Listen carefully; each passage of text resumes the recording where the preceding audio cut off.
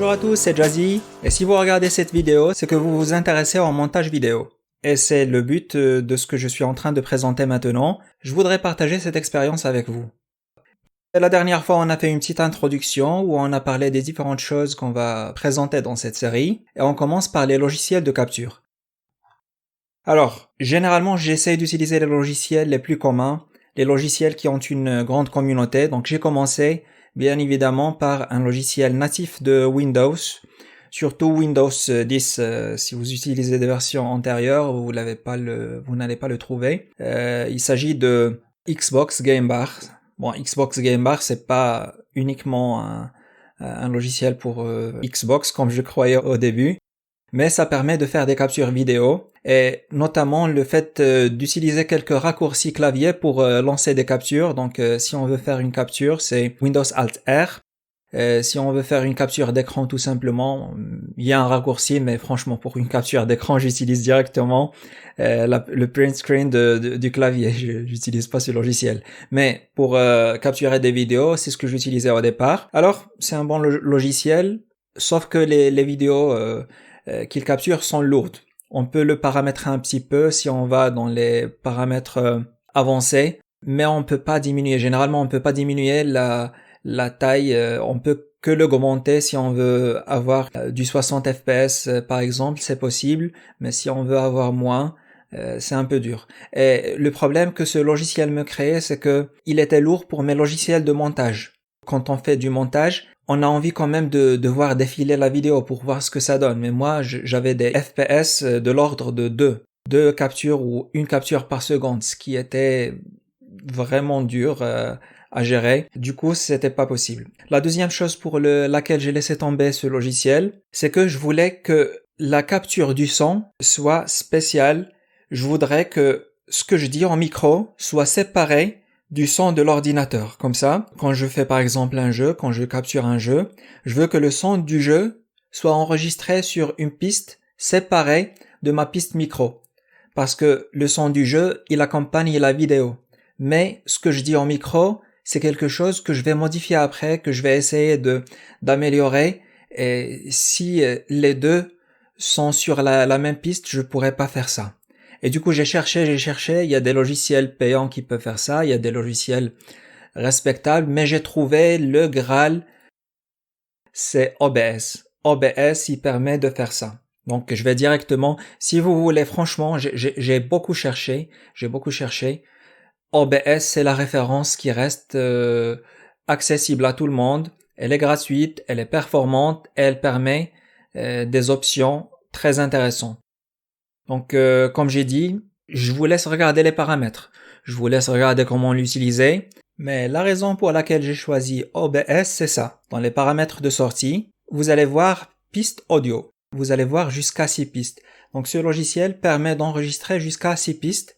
Et on peut choisir à quoi correspond chacune des pistes. Donc, les pistes, imaginez tout simplement la vidéo qui tourne et il y a plusieurs pistes audio qui sont lancées avec. On peut choisir de faire mute pour une piste et de laisser une piste. Généralement, j'utilise la piste 1 pour le son du jeu ou le son ordinateur et j'utilise la piste 2 pour le son micro. Dans les paramètres enregistrement, on a ça. On voit directement les pistes qu'on souhaite. Donc j'ai coché la piste 1 et la piste 2 et il y a moyen de contrôler à quoi correspondent ces deux pistes. Et pour parler un petit peu des principes d'utilisation, le logiciel fonctionne avec des scènes. Donc on crée une première scène et une deuxième scène. Par exemple, si je sélectionne la première scène, je serai dans le mode jeu, où j'enregistre le jeu. Dans la deuxième scène, c'est le mode bureau, là où j'enregistre le bureau. Donc là, je reste dans la deuxième scène. Alors, qu'est-ce qu'on trouve relatif à cette scène? Donc, on trouve le mode capture d'écran, c'est les choses qu'on ajoute.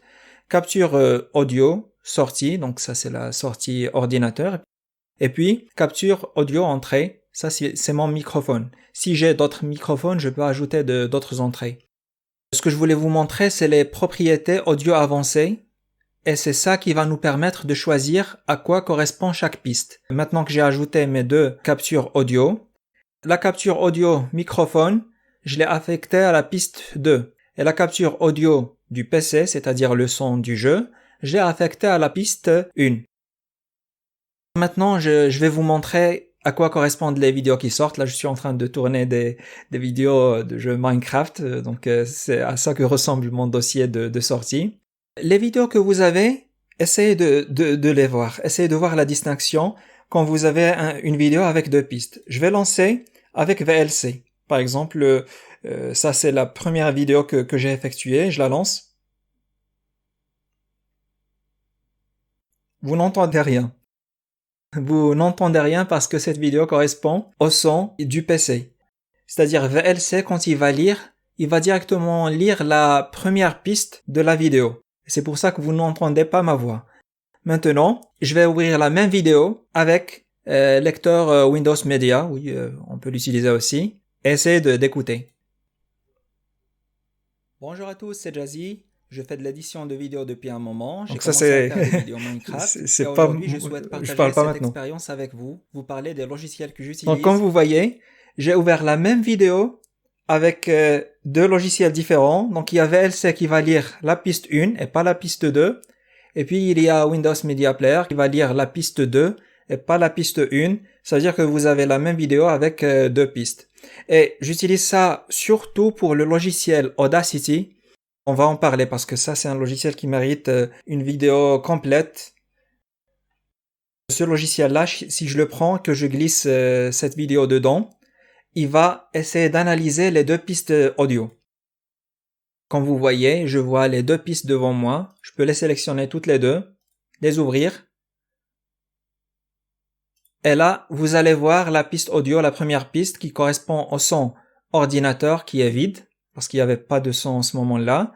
Et puis la piste qui correspond à mon microphone, et c'est là que je vois ce que je suis en train de dire. Donc ce logiciel-là, c'est un autre Graal aussi. Je ne sais pas si on a le droit d'avoir plus qu'un Graal. Mais en tout cas, c'est un logiciel que je vais absolument vous introduire. Pour résumer, le logiciel OBS, c'est ce que j'utilise pour faire mes captures vidéo. Le but ici n'est pas de vous apprendre à utiliser ce logiciel, c'est juste vous dire que ça existe.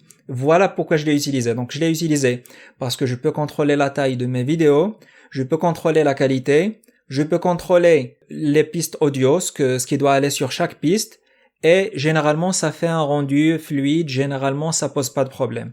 Donc OBS, si jamais vous voulez utiliser un logiciel gratuit et performant pour faire vos captures vidéo, et je vous donne rendez-vous dans une vidéo prochaine pour parler de la manière avec laquelle je traite les vidéos que je viens d'enregistrer.